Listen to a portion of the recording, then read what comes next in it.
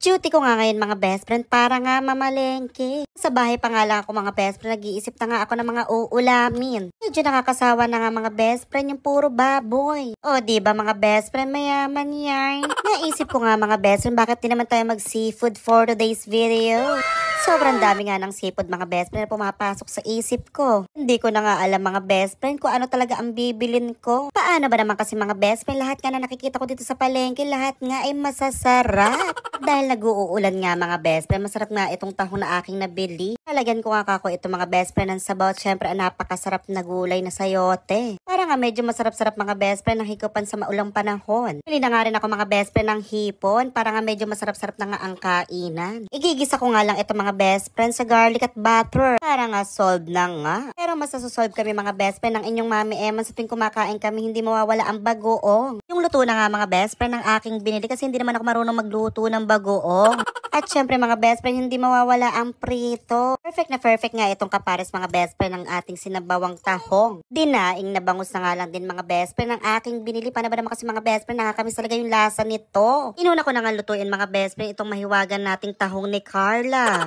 Nagisa na nga ako mga best friend para mabilis na nga. Fast forward na nga tayo mga best friend.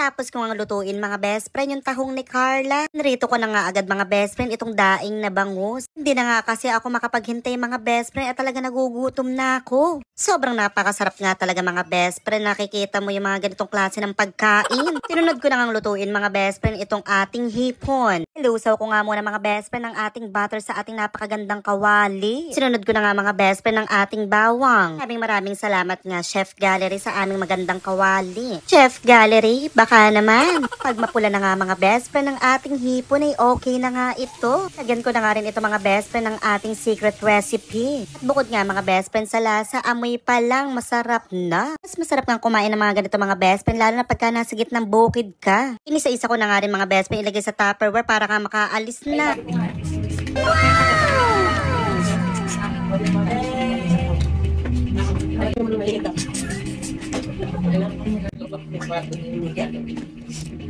Inisa-isa ko na nga tikman mga best friend. Talagang hindi na nga kasi ako nakapaghintay. Matikman ko nga mga best friend, medyo na proud pa nga ako sa sarili ko. Kasi hindi ko nga ma-imagine mga best friend na makakapagluto ako ng mga ganito. Masarap ang kainan mga best friend, lalo na pagka may kasamang chismisan. Lalong-lalo na nga mga best friend kapag nasa exciting part na.